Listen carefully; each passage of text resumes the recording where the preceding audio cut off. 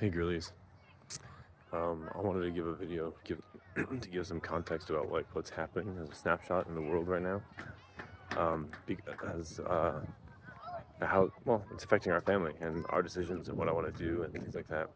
So, real quick, everything's in chaos, everything's upside down, everything's madness, and everyone always says that about every election and every president and everything, but it's never been more true.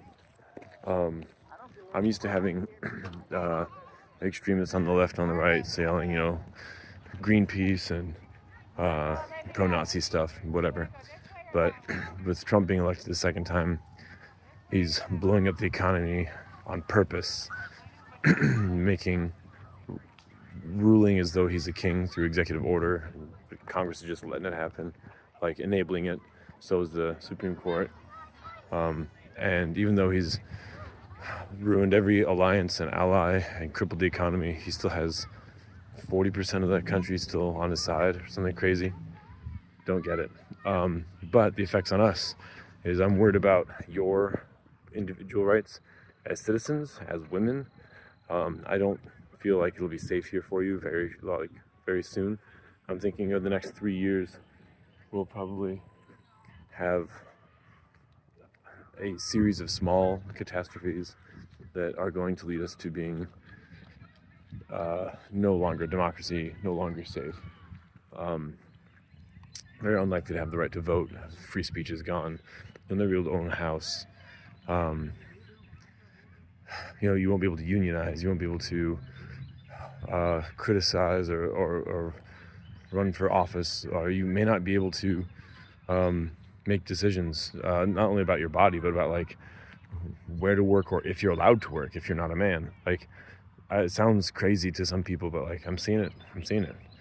And other countries don't want anything to do with us. So all that to be said, so I'm looking at selling our rental house. So we had our last house we didn't sell. We rented it because it was cheaper. It was more economically advisable.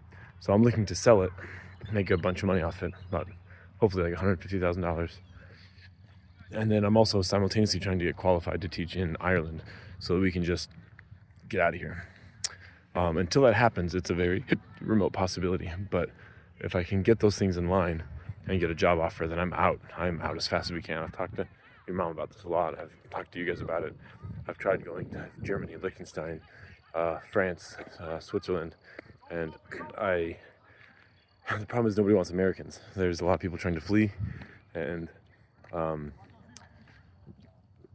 we've ruined our relationship with those countries, so it's hard to get in.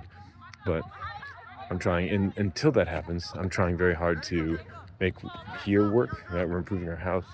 I'm making sure I keep good relationships with my workplace, but it's affecting everything. And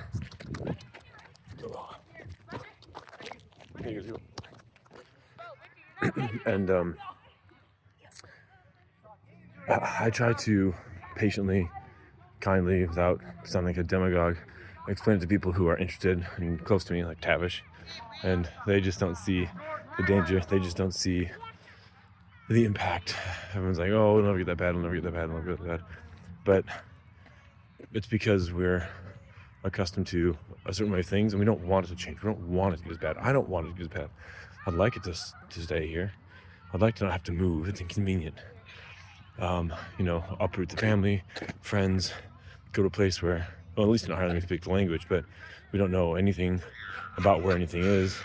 Like, there's pros too, but it's hard. And people would rather deny and bury their heads in their sand than deal with anything. So I just thought I'd put on record that whatever happens in the future, maybe I'm woefully wrong and everything's great and it turns out to be fine.